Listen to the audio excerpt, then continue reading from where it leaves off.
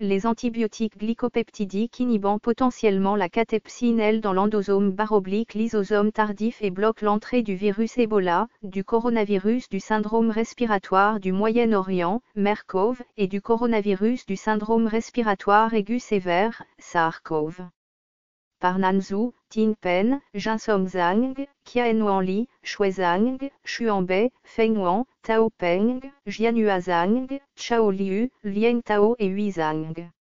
Un institut de virologie humaine, école de médecine Zhongshan University, Université Sun Yat-sen, Guangzhou, Guangdong, Chine.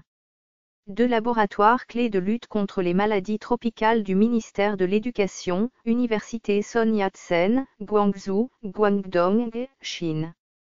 3 Guangdong Engineering Research Center for Antimicrobial and Immunotechnology, Sun Yat-sen University, Guangzhou, Guangdong, China. 4 départements de pharmacologie, école de médecine Zhongshan, Université Sun Yat-sen, Guangzhou, Guangdong, Chine. 5 instituts sino-français Hoffmann, Université de médecine de Guangzhou, Guangzhou, Guangdong, Chine. 6 Kaki Laboratory for Pathogenic Microbiology, CASPMI, Institute of Microbiology, Chinese Academy of Sciences, Beijing, 100 101, Chine.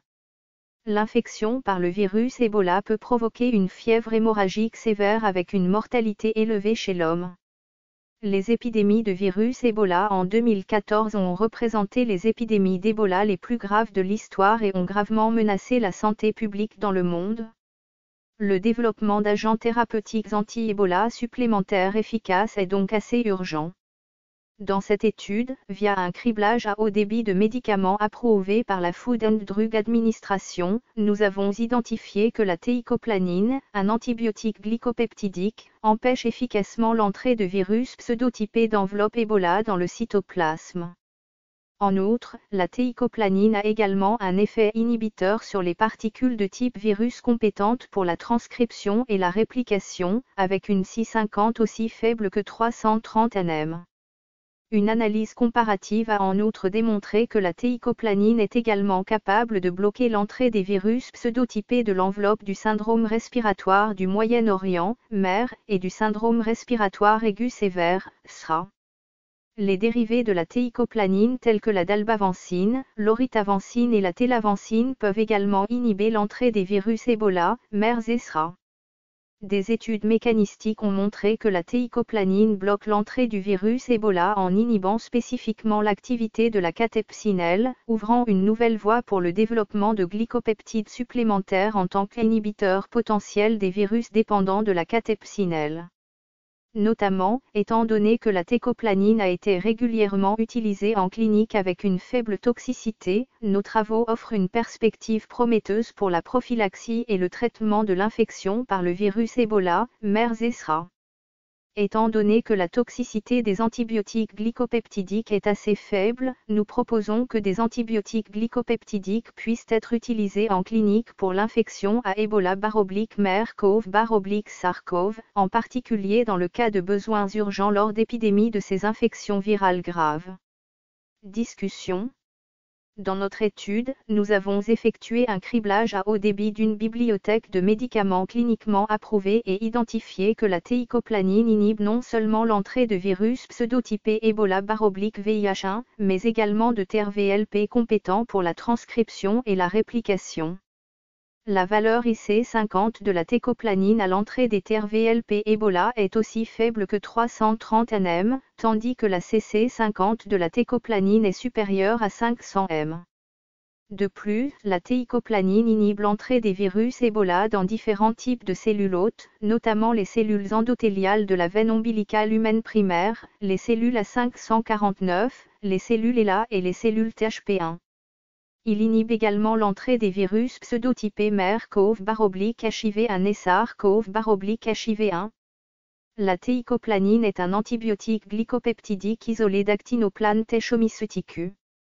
La teicoplanin contient 5 composants principaux, 39, 40, qui peuvent former des complexes avec les sous-unités C-terminal L-lys-DALA-DALA des précurseurs du peptide lipidique 2.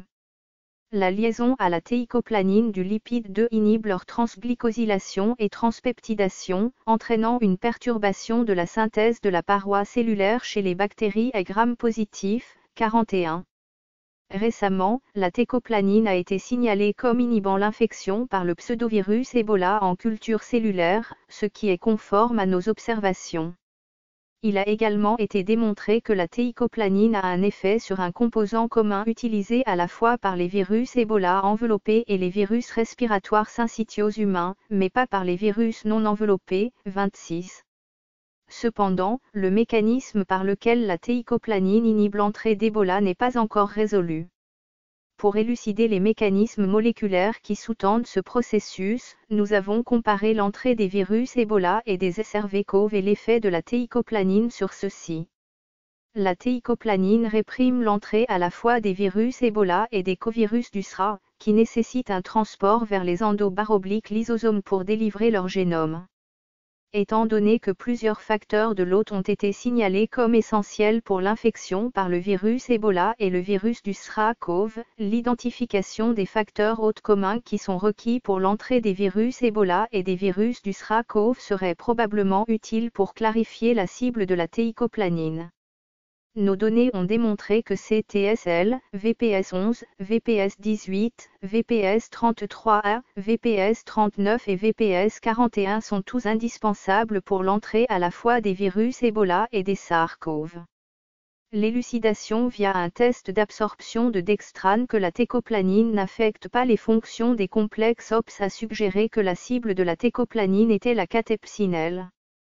À l'appui de cela, les résultats de 2 tests d'activité enzymatique de la catepsinelle ont indiqué que la théicoplanine inhibe en effet l'activité de la catepsinelle, ce qui peut expliquer pourquoi la théicoplanine a inhibé à la fois l'entrée des virus Ebola et des virus syncytiaux respiratoires humains, comme indiqué dans une étude précédente, 26, car la catepsinelle est requise pour le mécanisme d'infection des 2, 17, 42.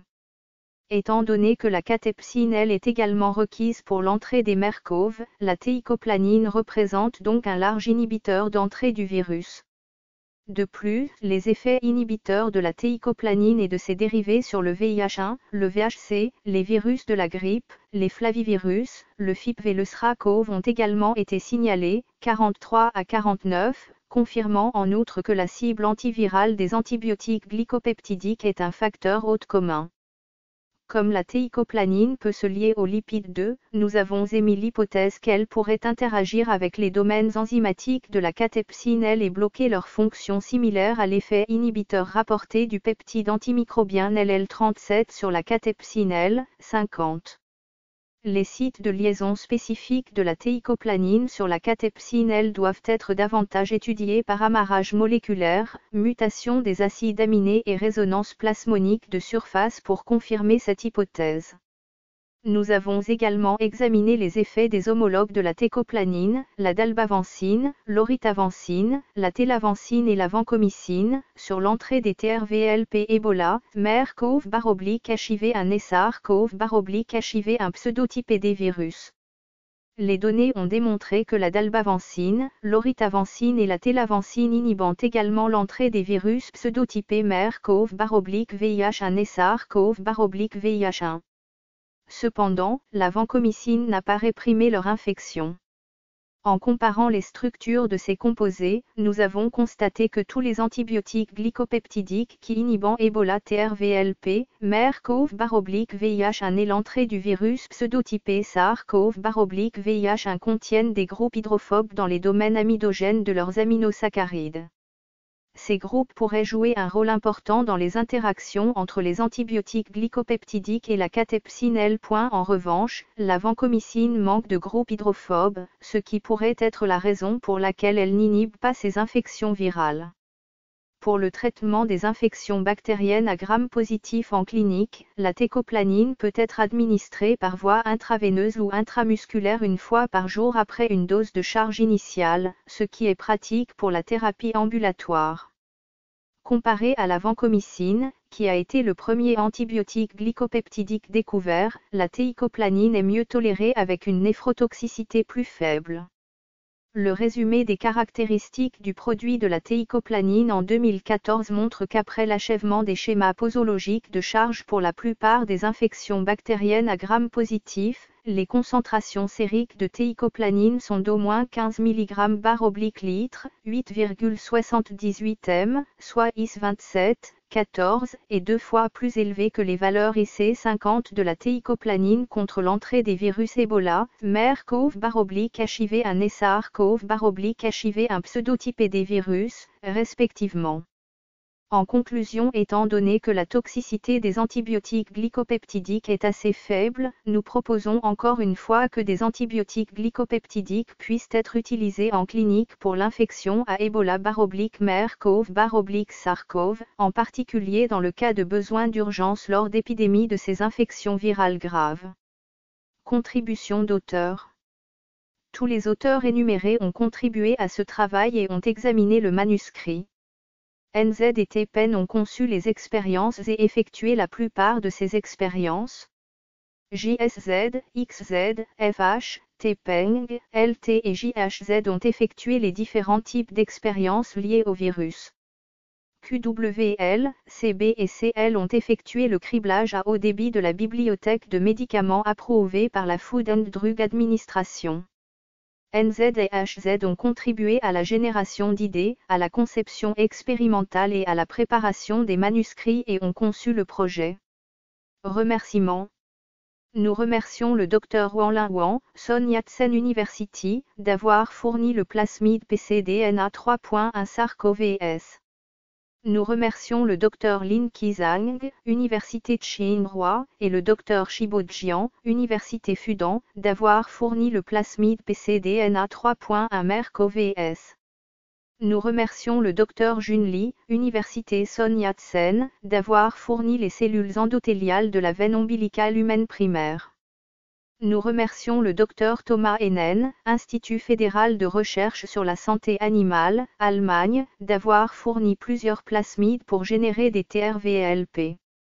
Ce travail a été soutenu par le Programme national de recherche spéciale pour la subvention importante pour les maladies infectieuses 2013 ZX 10001004, la subvention du programme de l'équipe de recherche innovante du Guangdong 20-09-01-00-58 et la subvention 81 590 765 de la National Natural Science Foundation of Key Project, AHZ. Les auteurs déclarent ne pas avoir de conflit d'intérêt avec le contenu de cet article.